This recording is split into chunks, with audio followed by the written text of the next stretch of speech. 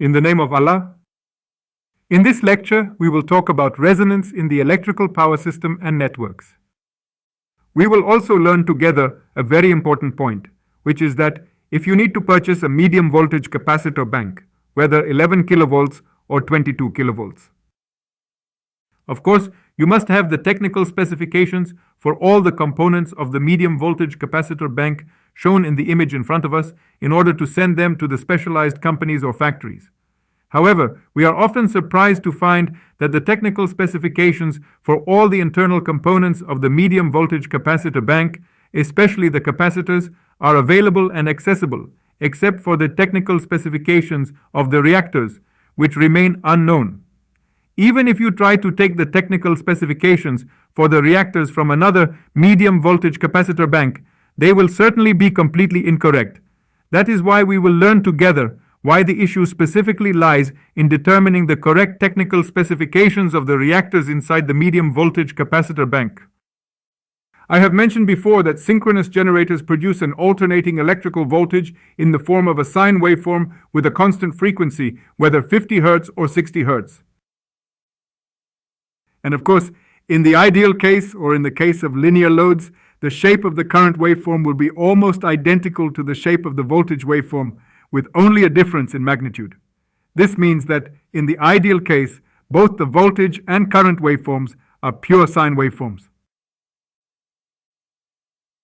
However, due to the presence of nonlinear loads, such as power electronics loads, we will observe the appearance of new frequencies or harmonics in the current waveform or the voltage waveform. Of course, nonlinear loads draw current from the source or from the busbar to operate the load, and this is called the load current. However, at the same time, we will notice that nonlinear loads feed the busbar with a distorted current, known as distortion current, which contains various harmonics and flows in the opposite direction to the load current. Therefore, we can say that due to the presence of nonlinear loads, it is observed that the electrical network in general, or in other words, the current waveform or voltage waveform, does not contain only the fundamental frequency of the network, but also contains various harmonics. These harmonics are a number of frequencies that are integer multiples of the fundamental frequency, which is 50 Hz. For example, we will have frequencies such as 150 Hz, 250 Hz, and so on. That is why it is important to understand that one of the most dangerous phenomena that occurs due to the presence of harmonics in the electrical network is the phenomenon of resonance. In order to understand the phenomenon of resonance, we need to first understand some important points. Of course, we all know that the electrical network contains many capacitors, whether shunt capacitors connected in parallel for power factor correction or series capacitors connected in series for improving voltage regulation, or in general, reactive power compensators. In addition, of course, there are self-capacitances present between the conductors of transmission lines themselves and between those conductors and the ground, as well as the self-capacitances present between the different conductors inside electrical power cables. So, what we understand from this is that because of the presence of natural capacitors, or what we call self-capacitance, in the various electrical components, it means that each part of the electrical network has some level of capacitive reactance, which we refer to as Xc. Now, Xc is basically calculated using the formula 1 divided by 2 pi Fc, where F stands for the frequency in Hertz and C is the capacitance in farads. Also, in the same manner, we will observe that the electrical network contains many coils, whether they are present in transformers, motors, generators, and so on. In addition, of course, there are the conductors, whether they are found in cables or in overhead transmission lines. Of course, what this means is that every part of the electrical network has some inductive reactance, which we call XL. Now, inductive reactance is calculated by multiplying 2 pi F and L, where F is the frequency measured in Hertz and L is the inductance measured in henries. Therefore, we understand from this that every part of the electrical network consists of capacitive reactance Xc and inductive reactance XL, and the common factor between them is the frequency. This means that the value of the frequency will determine the values of both capacitive reactance XC and inductive reactance XL. Of course, as we mentioned before, the electrical network is filled with harmonics, and harmonics are frequencies with different values that are multiples of the fundamental frequency of the electrical network. Therefore, if a certain frequency or harmonics with specific frequencies appear in any part of the electrical network, causing the inductive reactance XL to be equal to the capacitive reactance XC of that part of the network, we will observe that at that moment and in that part of the electrical network, resonance will occur. The frequency that causes this resonance is called the resonance frequency. Of course, the sum of the two reactances, inductive reactance XL and capacitive reactance XC, will be equal to 0, because it is well known that the sign of inductive reactance XL is opposite to the sign of capacitive reactance XC. This means that the total impedance of the circuit will be 0, as if a short circuit has occurred, assuming there is no resistive resistance, R, in the circuit. That is why it is important to understand that the presence of loads consisting of resistive resistors in the electrical circuit is beneficial, especially during the occurrence of resonance. This is because resistors are the only elements that are not affected by frequency, and therefore they are the only resistance that can provide limitation or reduction of high currents during resonance. It is important to note that the frequency values that can cause resonance in any part of the electrical network range between 300 Hz and 1000 Hz. This, of course, depends on the values of capacitance and inductance, especially of the power supply source. This means that it is difficult for resonance to occur under normal operating conditions at the fundamental frequencies of 50 Hz or 60 Hz. Therefore, we can say that 50 Hz and 60 Hz are completely far from the resonance frequency values.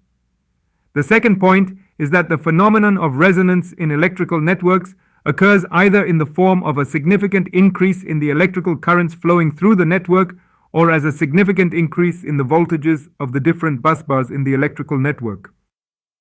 The second point is that there are two types of resonance. First, parallel resonance. Second, series resonance. Regarding parallel resonance, it occurs when the capacitors and coils in any part of the electrical network are connected in parallel with each other. It is important to understand that parallel resonance appears as a very large increase in voltage, known as overvoltage. Regarding series resonance, it occurs when the capacitors and coils in any part of the electrical network are connected in series with each other.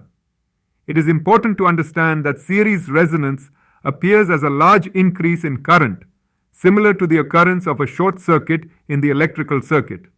We must also understand that the phenomenon of resonance can occur for a transient period or in a sustained manner, and of course, resonance usually occurs randomly and unpredictably. The third point is that the presence of capacitors in the electrical network is considered one of the main causes of the occurrence of the resonance phenomenon. I said a little while ago that series resonance occurs in any part of the electrical network when the inductive reactance, XL, becomes equal to the capacitive reactance, XC. Of course, this means 2 pi of L equals 1 divided by 2 pi of C. Therefore, we can say that the resonance frequency, or the frequency at which resonance occurs, will be equal to FR equals 1 divided by 2 pi times the square root of LC. And of course, C is capacitance, L is inductance. Of course, we all know that the capacitive reactance, XC, is equal to 1 divided by 2 pi of C. This means that the lower the frequency value, the higher the capacitive reactance, XC. That is why we observe that the series resonance phenomenon does not occur at the main frequency of the electrical system, whether it is 50 Hz or 60 Hz. This is obviously because the value of the capacitive reactance, XC, is much greater than the value of the inductive reactance, XL, at 50 Hz or 60 Hz.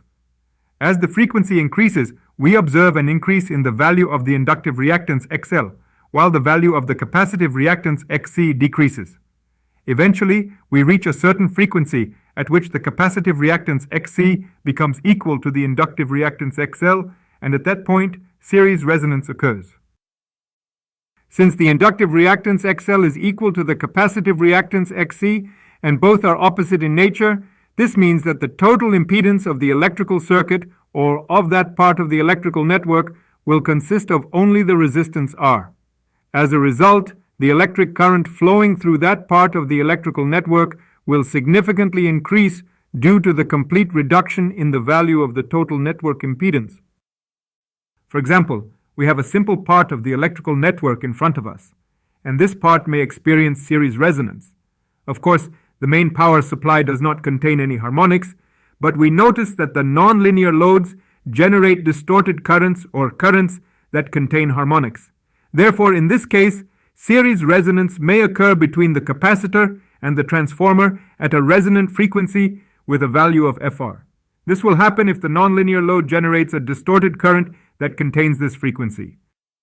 And since the resistances R in the electrical network are relatively small, this means that the electric current resulting from the occurrence of series resonance becomes extremely high, almost like a short-circuit current. And because this current is extremely large, it can easily lead to a significant increase in the voltage across the terminals of the capacitor as well as across the terminals of the inductor, which may cause serious technical damage and problems. But with regard to parallel resonance, we must understand that the presence of capacitor banks used for power factor correction is one of the main reasons for the occurrence of parallel resonance.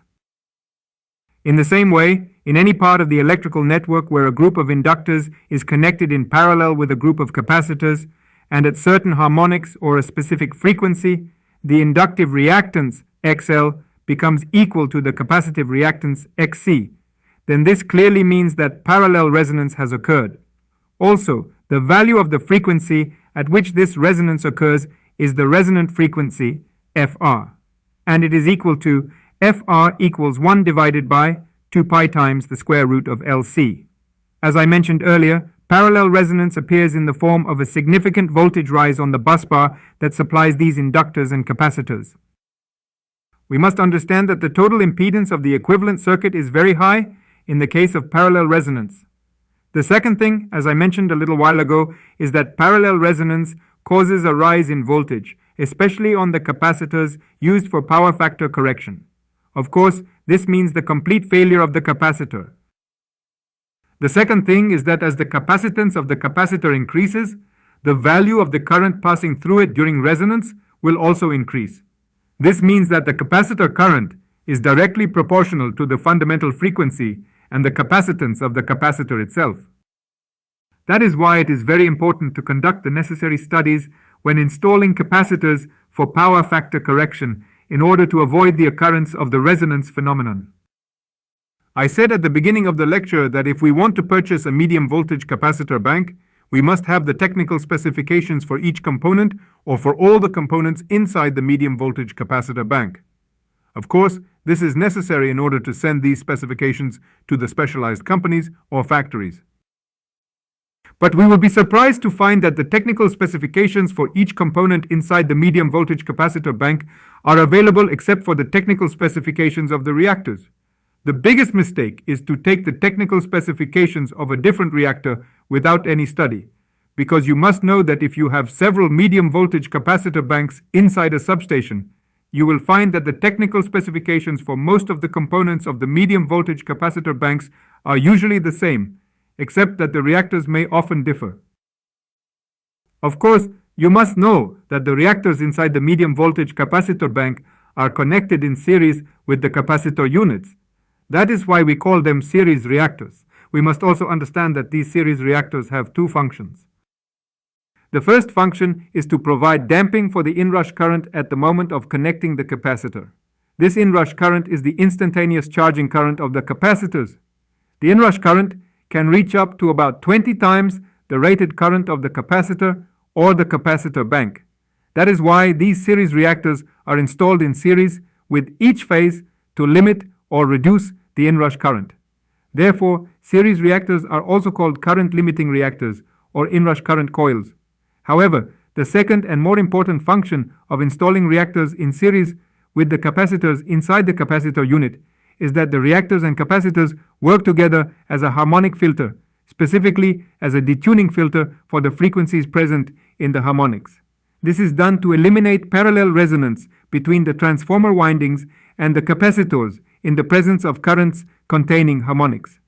But the important question is, do you know the type or order of harmonics present in the transformer in order to select or determine the technical specifications of the reactors so that they can function as a filter? Of course, everyone knows that a capacitor bank is installed in parallel with each transformer, and each transformer feeds different loads, whether industrial, commercial, or residential. Therefore, we understand from this that the harmonics present on transformer number 1 will certainly be different from the harmonics present on transformer number 2. As I mentioned earlier, one of the most important functions of the reactors is to work together with the capacitors as a filter. However, for the reactors to function correctly as a filter, first and foremost, before purchasing and specifying the reactors, we must know the type of harmonics present in order to determine the type of filter needed. Accordingly, we determine the type and specifications of the reactors.